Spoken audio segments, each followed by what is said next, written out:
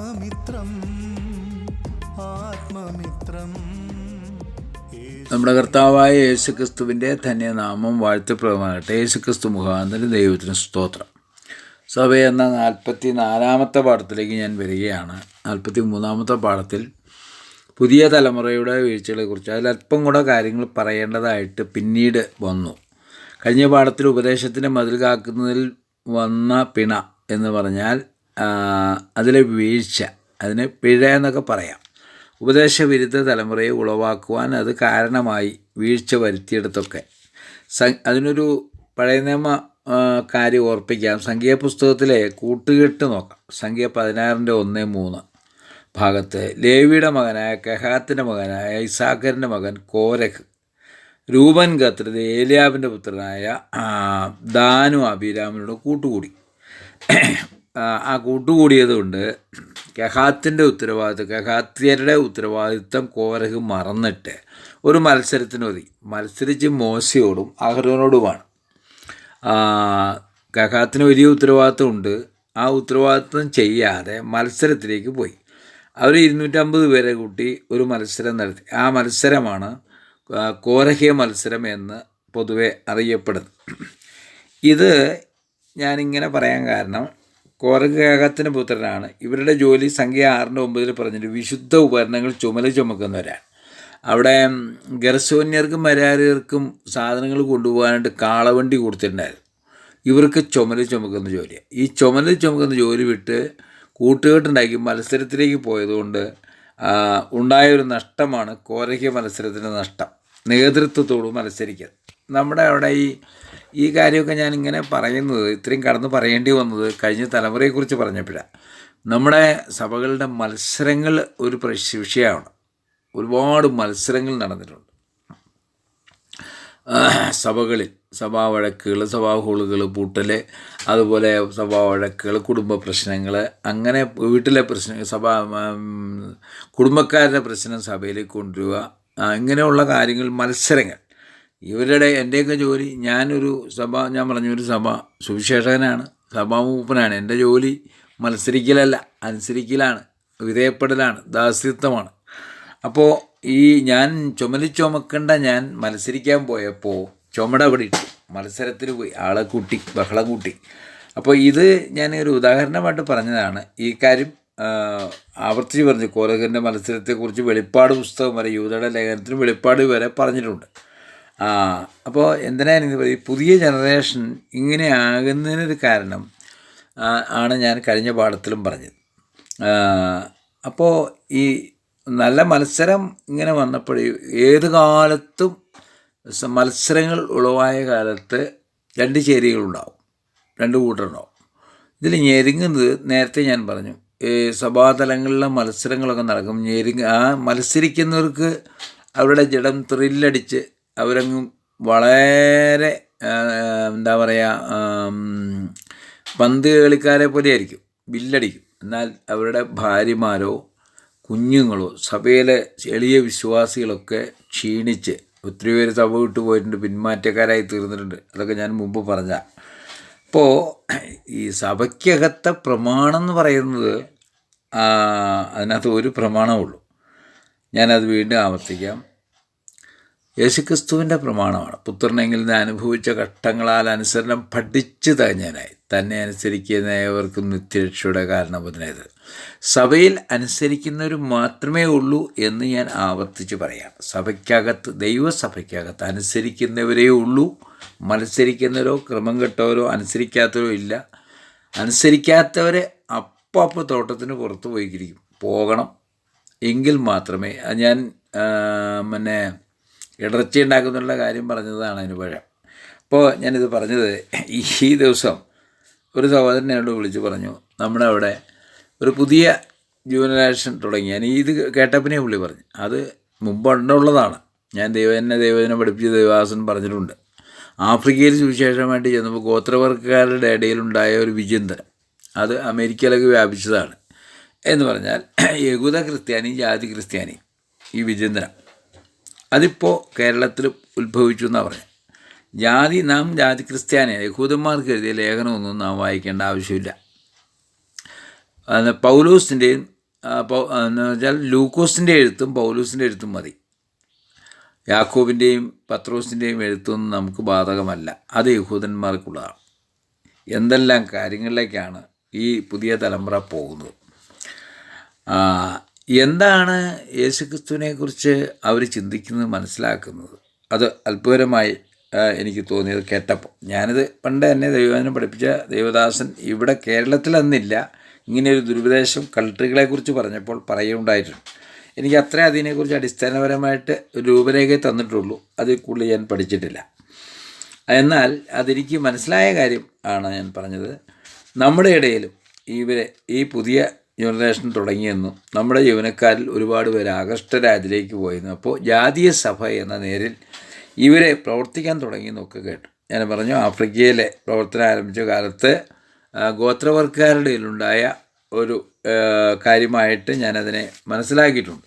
അത് അമേരിക്കയിലും ഉണ്ട് ഈ ചിന്ത. ഇത് നമ്മുടെ അവിടെ ഞാൻ നേരത്തെ ഓർപ്പിച്ചിരുന്നു.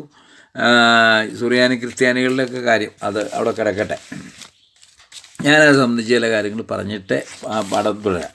ഇന്ന് കേരളത്തിലെ പൗലോസും ലൂക്കോസും എഴുതിയ ലേഖനങ്ങളാണ് നമുക്ക് ആധാരം എന്ന് പറയുന്നവരെ യാക്കോബും യൂദയും പത്രോസിൻ്റെ ലേഖനം നമുക്ക് വിധേയമല്ല എന്ന് പഠിപ്പിക്കുന്ന കേരളത്തിൽ ആരെങ്കിലും ഉണ്ടെന്ന് പറഞ്ഞപ്പോൾ നമ്മൾ ഓർക്കേണ്ട കാര്യം, ഈ പഠനത്തിൽ നിന്ന് എഴുന്നേറ്റിരിക്കുന്ന നമ്മൾ അപ്പോസ്തല പ്രവൃത്തി 20-ന്റെ 28, 30, 31 പറയുന്ന നിങ്ങളുടെ ഇടയിൽ നിന്ന് എഴുന്നേൽക്കുമെന്നൊക്കെ പറഞ്ഞത് സത്യമാണ്.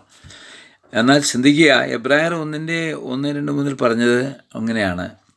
പണ്ട് ദൈവം ഭാഗമായിട്ട് പ്രവാചകൻ മുഖാന്തരം, ഇപ്പോൾ പുത്രൻ മുഖാന്തരം നമ്മോട് അരുളി ചെയ്ത്. പുത്രൻ നമ്മോട് അരുളി ചെയ്ത് എന്ന് പറഞ്ഞാൽ സഭാകാലത്തോട്, സഭയോട്, അല്ലെങ്കിൽ സഭയിലുള്ളവരോട്. ഇന്നത്തെ അന്ത്യകാലത്ത് പുത്രൻ മുഖാന്തരം നമ്മളിൽ ചെയ്തെന്നാണ്. എഫെസ്യർ 3-1 മുതൽ 11 വരെ നോക്കുക. അവിടെ അപ്പോൾ തന്നെ പൗലോസിൻ്റെ വെളിപ്പാട് എന്ന് പറയുന്നത് ജാതികൾ കൂട്ടവകാശികളായി തീർന്നുള്ളതാണ്, ഇസ്രായേലിനോട് ചേർന്ന്. അപ്പസ്തോലിക സഭാസ്ഥാപനത്തിൻ്റെ തത്വത്തിൽ 12 അപ്പസ്തോലന്മാർ യഹൂദന്മാരാണ്, ജാതികളല്ല.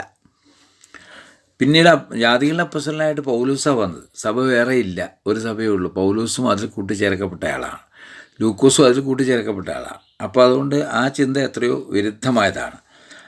ഇനിയും നമുക്ക് എഫെസ്യർ 3 റോമർ 11-1 മുതൽ 13 വരെ നോക്കിയാൽ അവിടെ ക്രിസ്തുവിനോട് നമ്മെ ചേർത്തപ്പോൾ ഒട്ടിച്ചേർക്കുക. റോമർ 9-1 ക്രിസ്തു ആരാണ്, എവിടെ നിന്നാണ്?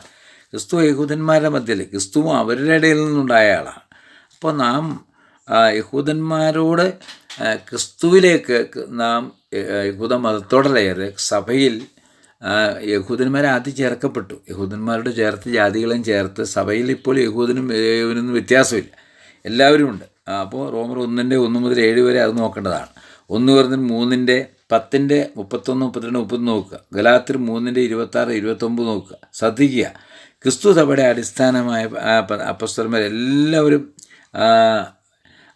എല്ലാവരും യഹൂദന്മാരാണ്. എന്നാൽ ലോകരക്ഷകൻ യൂദയിൽ നിന്ന് വന്നവനാണ്, അല്ലാതെ ജാതിയിൽ നിന്ന് വന്നവനല്ല. ഇത് കർത്താവിനെ യഹൂദന്മാരന്ന് നിഷേധിച്ചതിന് തുല്യമായ കാര്യമാണ്. യേശു നസ്രയത്തിൽ നിന്നുള്ളവനാണ്, യേശു വരേണ്ടത് ബെത്ലഹേമിൽ നിന്നാണെന്ന് എന്ന് പറയുന്ന അന്നത്തെ ആളുകളോട് തുല്യരാണ് ഇവരെ ഇപ്പോൾ ഇങ്ങനെ പറയുന്നെങ്കിൽ.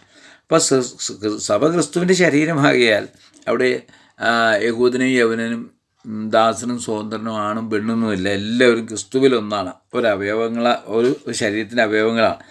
ഇത് മനസ്സിലാക്കിയാണ് ക്രിസ്തു സഭ മുന്നോട്ട് പോകുന്നത്. അപ്പോൾ ഞാൻ ഇത്തരം കാര്യം പറഞ്ഞ് ഈ പുതിയ തലമുറക്കാരെ ഇനി വരേണ്ടത് ക്രിസ്തുവിൻ്റെ ശിഷ്യത്വത്തിലേക്ക് വന്നെങ്കിൽ മാത്രമേ ഇവരെ ദൈവത്തെ ഭയപ്പെട്ട് അനുസരണം കാണിക്കാനായിട്ട് സാധിക്കുകയുള്ളൂ. അങ്ങനെയുള്ള ആരെങ്കിലും അതിലേക്ക് വഴിപ്പെട്ടു പോയെങ്കിൽ ഓർക്കേണ്ടത്, ക്രിസ്തുവിൻ്റെ അനുസരണം ഇല്ലാഞ്ഞിട്ടാണ് അവർ ഇങ്ങനെയുള്ള ചിന്തകളുണ്ടായി. വേറെപ്പെട്ട സഭകൾ വചനപഠനത്തിലേക്ക് മടങ്ങുന്നില്ലെങ്കിൽ ഓരോ പ്രാദേശിക സഭകളും ഓരോ വ്യക്തിയും വചനപഠനത്തിലേക്ക് മടങ്ങണം. പഠിക്കുന്നവരും ആയിരിക്കണം. അതിനകത്ത് സഭാ മൂപ്പന്മാർക്ക് ജോലിയുണ്ടാകും, സുവിശേഷന്മാർക്ക് ജോലിയുണ്ടാകും. ഉഴപ്പി നടക്കുന്ന എല്ലാ സുവിശേഷന്മാർക്കും ഇങ്ങനെ തുടങ്ങിയ പണിയുണ്ടാകും. പണിയില്ലാതെ നടക്കുന്ന ഒരുപാട് സുവിശേഷന്മാരുണ്ട്. കല്യാണ ബ്രോക്കർമാരായിട്ടും അതുപോലെ പുസ്തകം വെക്കുന്നവരായിട്ടും പല ഗ്രൂപ്പുകളിൽ പഠിപ്പിക്കുന്നത്. അവരെല്ലാം സഭയിലേക്ക് വന്ന സഭയിലെ വീടുകളിൽ അവസരമുള്ളിടത്ത് ദൈവവചന പഠനം മാത്രം തൊഴിലാക്കിയിരിക്കുകയും സുവിശേഷ വേലയും ചെയ്താൽ സഭകളെല്ലാം അനുഗ്രഹിക്കപ്പെടുമെന്നാണ് എൻ്റെ വിശ്വാസം. എൻ്റെ പറയാനുള്ളത്. അതുകൊണ്ട് ഞാൻ ഈ പാഠത്തിൻ്റെ ഈ മുഖവരെ തന്നെ ഇത് പറയട്ടെ. 1 തിമോഥെയോസ് 1:18, 2 തിമോഥെയോസ് 2:18 കാണുന്ന വിഘടനവാദനക്കാരെയൊക്കെ മറികടന്ന് ഒരു ഉപദേശമാണ് നമുക്കിപ്പോൾ മുന്നോട്ട് കൊണ്ടുപോകേണ്ടത്. അപ്പോൾ ബ്രദറൻ സഭകൾ വചനപഠനത്തിലേക്ക് തിരിയണമെന്ന് പറഞ്ഞത് അനുസരണത്തിന് സമർപ്പിക്കപ്പെടണമെന്നാണ് അതിൻ്റെ പൂർണ്ണരൂപം. അഥവാ ക്രിസ്തു ശിഷ്യത്തിലേക്ക് മടങ്ങണം. സ്വതന്ത്ര ചിന്താഗതി നമ്മളെ ഒരുപാട് അപകടത്തിലേക്ക് കൊണ്ടുവരും. ആ അപകടം നമ്മെ ഇപ്പോൾ ഉള്ള സ്ഥിതിയിലേക്ക് കൊണ്ടുവന്നു. നാം ധരിച്ചിരിക്കുന്നത് സഭയിൽ നമുക്ക് ഒത്തിരി സ്വാതന്ത്ര്യമുണ്ടെന്ന്. സ്വാതന്ത്ര്യമുള്ള കാര്യം ഞാൻ മുമ്പ് പറഞ്ഞു. പാപത്തിൽ നിന്നും മരണത്തിൽ നിന്നും പിശാചിൽ നിന്നും സ്വാതന്ത്ര്യം ലഭിച്ചിട്ടുണ്ട്. പാപം ചെയ്യാതിരിക്കാനുള്ള സ്വാതന്ത്ര്യം നമുക്കുണ്ട്. പാപം ചെയ്യാനുള്ള അവസരമുണ്ട്, ചെയ്യാതിരിക്കാനുള്ള സ്വാതന്ത്ര്യമുണ്ട്. ഇന്ത്യയുടെ ഭരണഘടനയെ എല്ലാം അനുസരിക്കുന്നത് സ്വാതന്ത്ര്യമാണ്. എന്നാൽ അനുസരിക്കാതിരിക്കുന്നതെല്ലാം സ്വാതന്ത്ര്യത്തെ അവഗണിക്കുകയാണ്. ഇതുപോലെയാണ് ക്രിസ്തുവിനെ അനുസരിക്കുക. സത്യത്തിൽ ഇങ്ങനെ പറയാം, ദൈവത്തെ അനുസരിപ്പാൻ പാപികളായിരുന്നു നമുക്ക് ഇപ്പോൾ യേശുക്രിസ്തു മൂലം അവസരം ലഭിച്ചിരിക്കുകയാണ്, സ്വാതന്ത്ര്യം ലഭിച്ചിരിക്കുകയാണ്. ദൈവത്തെ അനുസരിപ്പാനുള്ള സ്വാതന്ത്ര്യമാണ് പാപിയായിരുന്ന എനിക്ക് ലഭിച്ചിട്ടുള്ളത്. ഞാൻ പൂർണ്ണ അനുസരണത്തിന് വിധേയനാണ്. എൻ്റെ ശുശ്രൂഷയുടെ പാഠവും അടുത്ത ഞാൻ ശുശ്രൂഷക്കാരെക്കുറിച്ച് പറയുന്നതും ഈ വിഷയത്തിലായിരിക്കും. അപ്പോൾ അതുകൊണ്ട് പ്രത്യേകിച്ച് ഞാൻ ആ പാഠത്തിലേക്ക് വരുമ്പോൾ ശുശ്രൂഷകൾ ഒന്നാമത് ഞാൻ ശുശ്രൂഷക്കാരനായിട്ട് കൊണ്ടുവരുന്നത് നമ്മുടെ കർത്താവായ യേശുക്രിസ്തുവിനെ തന്നെയാണ്. താനെ ഈ ലോകത്തിൽ വന്ന ശുശ്രൂഷ എന്ത് ചെയ്തു എന്നുള്ളത് ഞാൻ റോമാലേഖനം അതിൻ്റെ 15-ാം അധ്യായത്തിൽ നിന്ന് വായിച്ച് കേൾപ്പിക്കാം. ശ്രദ്ധിക്കുക. 15:1 മുതൽ ഞാൻ വായിക്കുകയാണ്, ശ്രദ്ധിച്ച് കേൾക്കണം. റോമാലേഖനം 15:1 മുതൽ വായിക്കുന്നത് ശ്രദ്ധിക്കണേ. എന്നാൽ ശക്തരായ നാം അശക്തരുടെ ബലഹീനത ചുമക്കുകയും നമ്മിൽ തന്നെ പ്രസാദിക്കാതിരിക്കുകയും വേണം. നമ്മിൽ ഓരോരുത്തരും കൂട്ടുകാരൻ്റെ നന്മയ്ക്കായിട്ട് ആത്മീയ വർധനയ്ക്ക് വേണ്ടി പ്രസാദിപ്പിക്കും.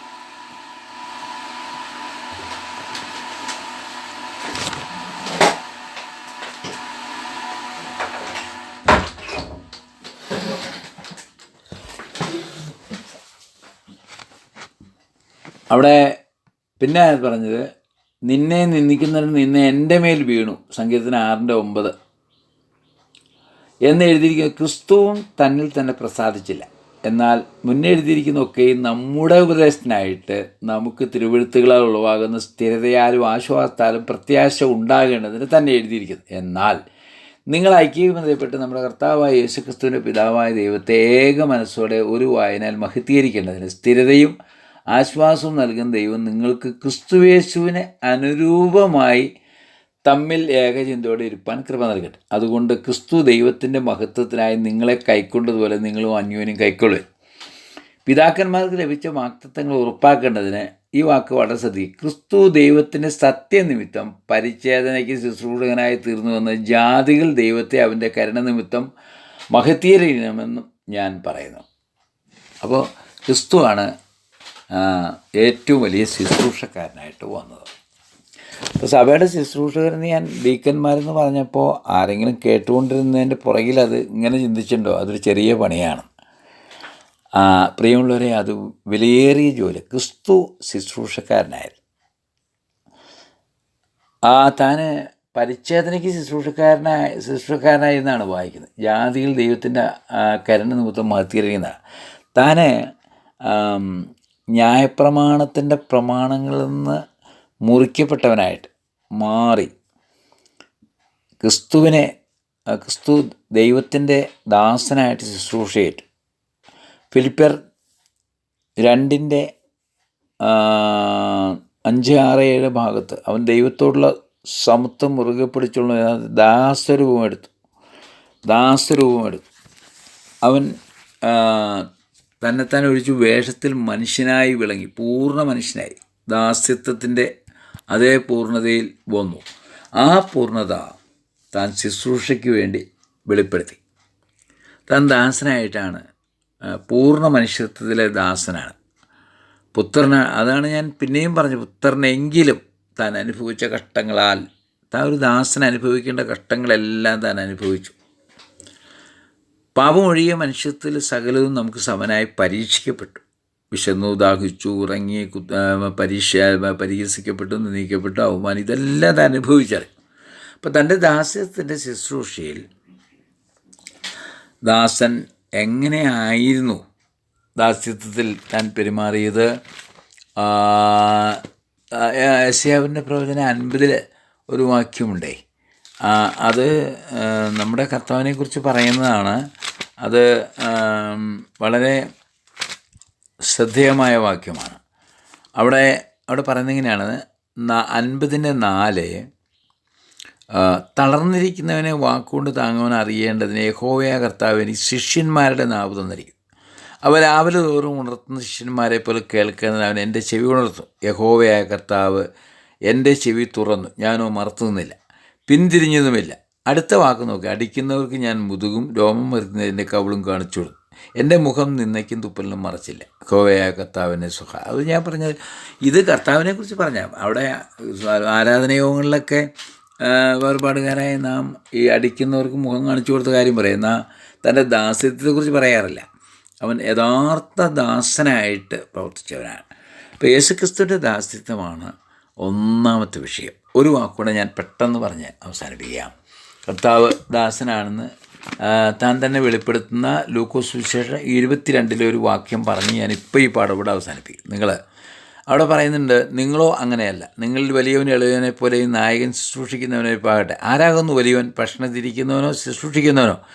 ഭക്ഷണത്തിരിക്കുന്നവനല്ലയോ, ഞാനോ നിങ്ങളുടെ ശുശ്രൂഷിക്കുന്നവനെ പോലെ ആകുന്നു.